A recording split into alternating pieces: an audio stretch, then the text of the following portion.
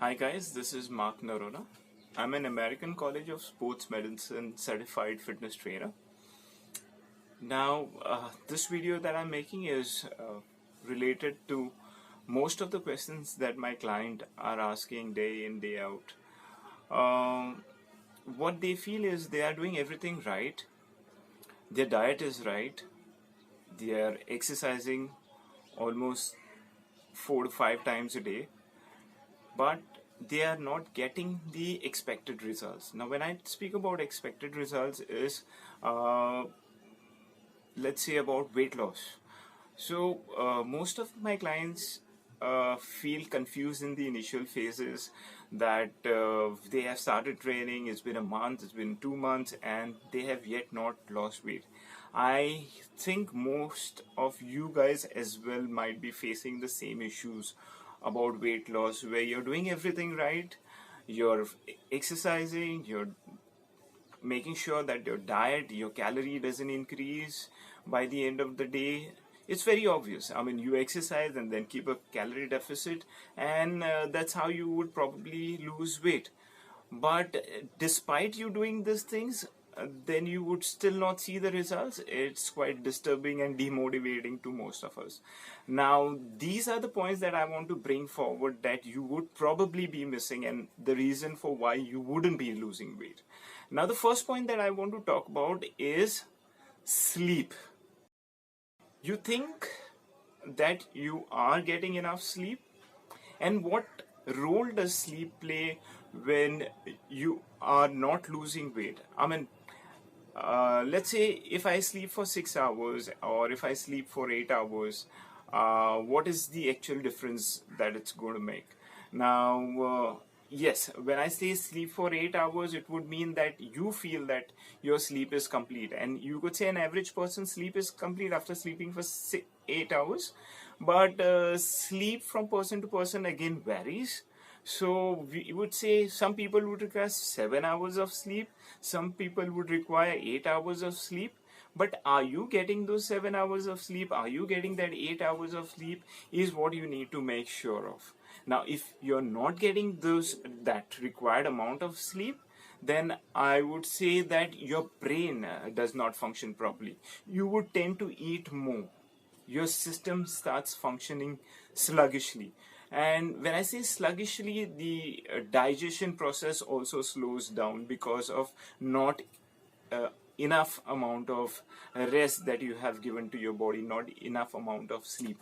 So make sure that you pay attention to this point, which is very, very important, that you take care that you are getting enough of sleep all throughout the night, and make sure that the sleep is calm enough, it's not a disturbed sleep. Now, I would say disturbed, it would be disturbed for another reason that we would move on to. Now, the next reason is related to your sleep, which would mean that it's something called as stress. I mean, it's not something called as stress, but it is stress that we are talking about here. What happens when you are under stress to your body? Okay, there are different kind of hormone released by your body that we all know at different uh, point of time. Uh, so, say you haven't slept well, you're under stress. There is a certain hormone called as endorphins which release when you are exercising, but if you are under stress, there's a chemical released which is called cortisol, if I'm right over here. So now what it does is, because you are under stress and it releases these chemicals, they are one chemical which will actually stop your fat burning process, or I would say arrest your fat burning process a little. So the progress is slow, or there is no progress despite you doing all the things right, which I was talking about, your exercise and your diet. So try to avoid stress as much as possible. Try to keep yourself calm, and always remember that most of the things happening to us in life is for good. Yeah. And moving to our next point. Our next point would be something which most of us would ignore checking about. Now, this can be checked by a simple method, doing a comprehensive blood report or comprehensive blood test. Yes, I'm speaking about when you do a blood test, you would definitely know something about your hormones. Now, if your hormones are not in place, for example, your thyroid is not in place, you are not going to lose weight. For that matter, if your thyroid is on the higher side, also you're going to not put on muscles, or not going to put on weight. Now, say apart from thyroid, what are the other hormonal deficiencies that you would get is, let's say, PCOD. PCOD is another issue that most of the women face. Yeah, and another hormone-related diseases like diabetes. So make sure that these things also are in place when you're doing the other things right, apart from your diet and your exercises. Just do a comprehensive blood report so you may know that you're falling short in some kind of vitamin also, which is the next tip that I will give you to go ahead and check about. Let's say if you're short in vitamin D3 also, which is freely available for us in the sun, but we would not take that time to move out in the sun, and nobody wants to darken the complexion or your skin gets spoiled. So despite sun being freely available for us, we would not want to take that, and we fall short in vitamin D3, which is very, very essential for a fat burning process. All right, and I would say, yeah, this is like the vitamin deficiency part which I'm talking about.